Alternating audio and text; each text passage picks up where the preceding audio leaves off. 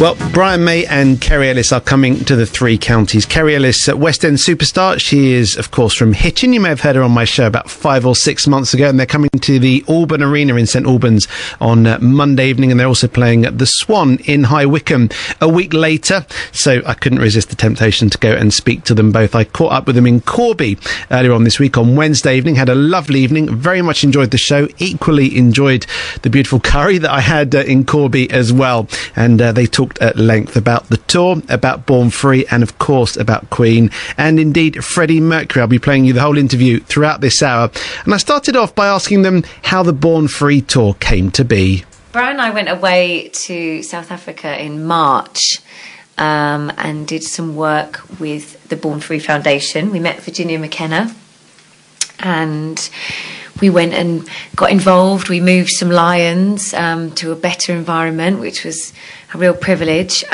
We ended up playing some songs in the bush, if you like, and it was really nice, and there was some real magic, and I think that's where the spark of the idea came from.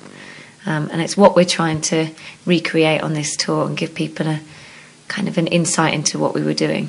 Why go there in the first place, though? What was the thinking behind going there to see these lions?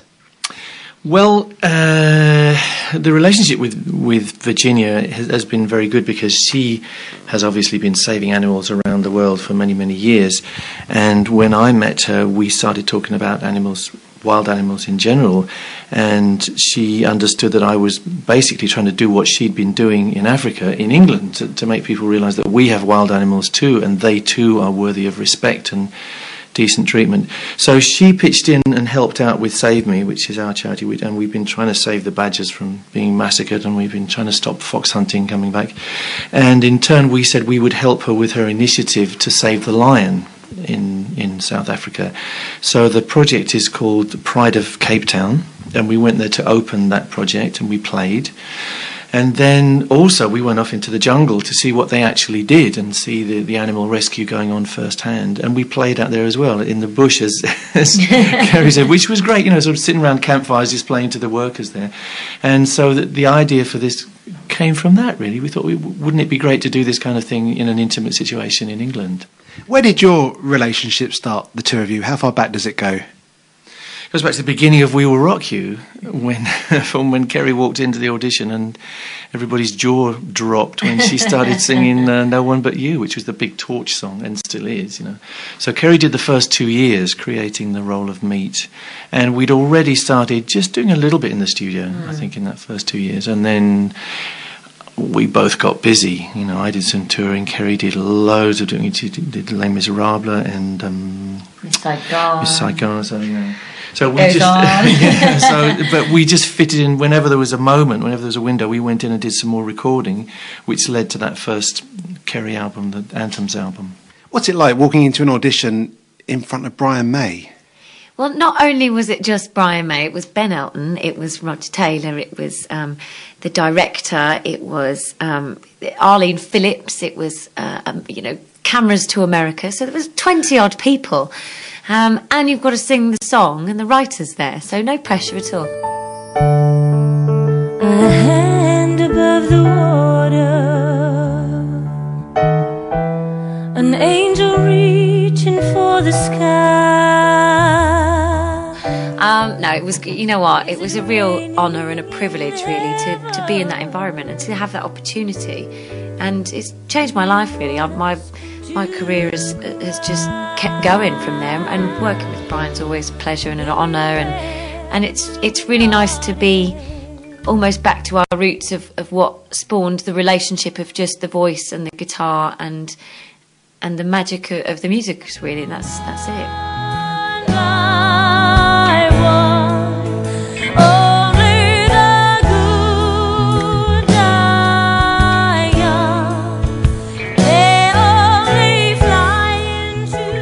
Of back to roots, you're someone who's played in front of 80,000, 90,000, 100,000 people. Tonight, I'm going to have the pleasure of watching you play in front of 400. You're coming to St Albans and High Wycombe to play in front of 400, 500, 600 people. Is this back to roots for you? It's great. Actually, it's very challenging. It's surprising. It's like playing in someone's living room in a sense, because it's very close, very, very naked in a way. Exposing.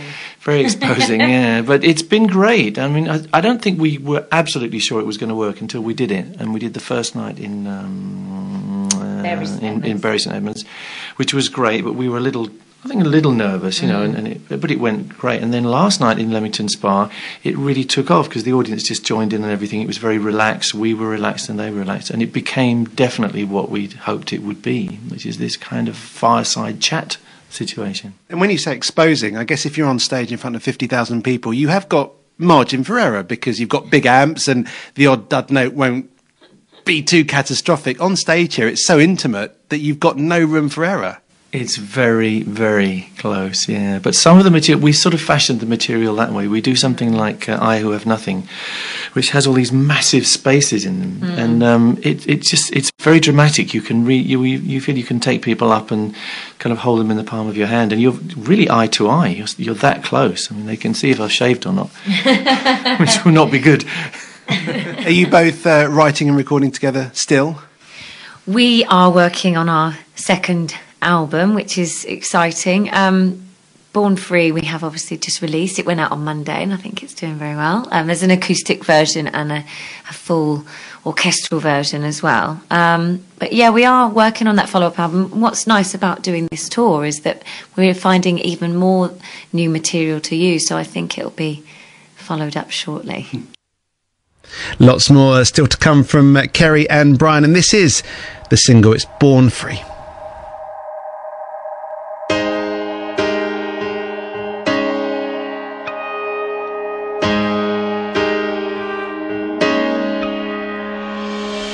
Born free as the wind blows, as free as the grass. Back to Brian and Kerry. Obviously, I couldn't speak to Brian May without asking him about Freddie Mercury. I don't know if you saw it, but there was a great documentary on BBC4 a few weeks ago about Queen, and it seemed to me that Freddie was an extremely complex character. I put this to Brian. He was very shy, Freddie, really. So everything that goes with that, you know, I think he wove a kind of world around himself.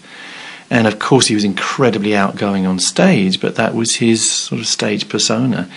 And I think he came from that perspective. He'd been very shy as a boy, and he'd been inspired by people like Cliff Richard, you know, and Jimi Hendrix, and he made himself into what he wanted to see, in a sense. So he had that amazing knack, no matter how big the place was, you know, Wembley Stadium or whatever, he would involve every single person because he would somehow identify with those people, because, you know, he's saying, like, you can be a rock god like me, kind of.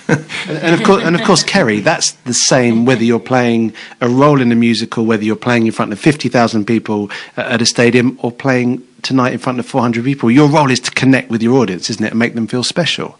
Yeah, absolutely. And that is what is really beautiful about this tour that we're doing. We do get to interact with an audience on such an intimate level. And it was challenging to start with, but now we're actually really enjoying it. And it's just great to hear everything and hear people kind of chat back to us, or, you know, hear them get involved, hear them sing. And that's a real lovely thing to be a part of. Do you ever wish you could have sung at Wembley Stadium in front of 90,000 people? Is that a dream? Well, I have sang at Wembley Stadium, but I did it for the FA Cup final, and did it for, you know, went and sang the national anthem. So it was incredible. And we've done Hyde Park before, which I think was 70,000, and yeah, I have done that, and it has been amazing. And I'm fortunate to have done different styles of performance, but this is really exciting at the moment, and we're loving it doing it.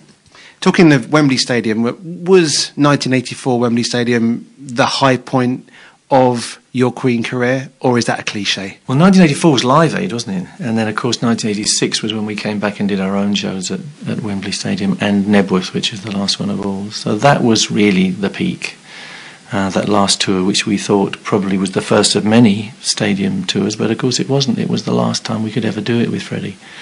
and none of us realised at the time. But looking at the videos of that now, I think we were an incredibly well-oiled machine. Everything was in the right place. We were all in a mess personally, but on stage we were just locked in, and we could do anything. You know, we could go off and improvise and do all kinds of stuff, as you can see on the videos. So 1986, yeah, was a great time. But then that was it. I remember when I was referring to Live Aid, I remember watching Live Aid, and it kind of bumbled along a little bit until you guys came on stage.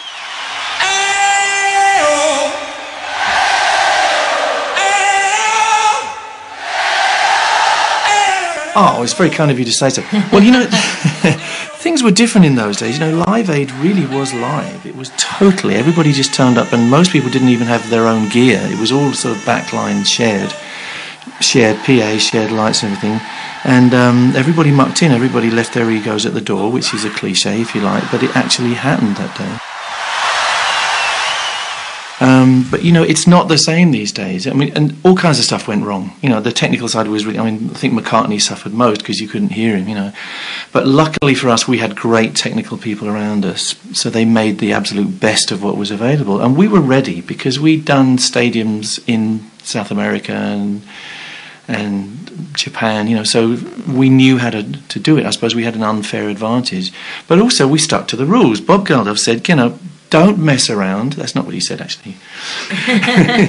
You know, play the hits. They want to hear the hits. It's a global jukebox. So we did exactly that. We just crammed as many hits as we could into the 12 minutes or whatever it was. And it worked like a dream. So it was great. But you see, these days it's not the same. All these sort of Jubilee concerts and, you know, Olympic things, they're not really live anymore. Everybody's scared of being live. Well, I'm talking about the promoters, really, and you know, because everything has to run to the second, so it's all on hard disk. You're not really seeing a performance as such, mostly. You know, some of us, like myself, you know, I won't do that. And so, you know, when you saw me doing my solo at the closing ceremony, it was totally, utterly live, and so was our stuff with Jesse. You know, but it is different these days, and in a sense, you're not seeing the danger and the reality. That's what we're doing here. This is, I mean, we have no safety net here. We have no hard disk. We have no backing. We have nothing. We just sing and play, and that's it. And without sounding like a grumpy old man, is it fair to me sounding like a grumpy old man? Is it fair to say they don't make music like they used to? They don't make live bands like they used to. Yeah, but I think then that's perhaps not. But then that's why people like Adele then shoot through, because it's all about the beautiful songs and the beautiful way she sings it, and that's what we all crave. We want to hear good music sung well, and that's the root of it, really. Yeah, it's true. There are good bands. I mean, there's great bands. Actually. I mean, Muse, I think, have developed into a great band. You know, there are great bands out there. But times are different, you know, and there's no CDs anymore. We just put this record out, and there's nothing to hold. There's nothing to get hold of. You know, it's just a download, which is weird. You know, we're going to do a picture disc because we like vinyl. But it's odd. You know, things have changed very much, and I don't think you can really very easily make money out of records anymore. All you can do is kind of build your career and hope that people will want to come and see you.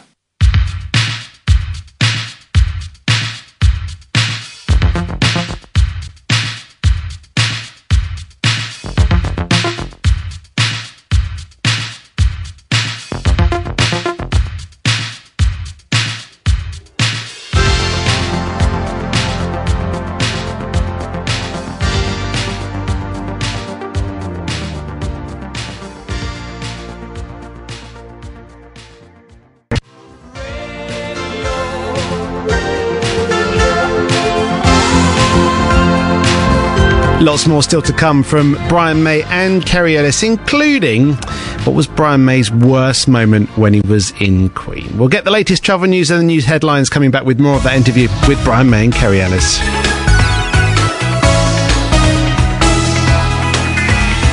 Beds, hearts and bucks travel. BBC Three Counties Radio.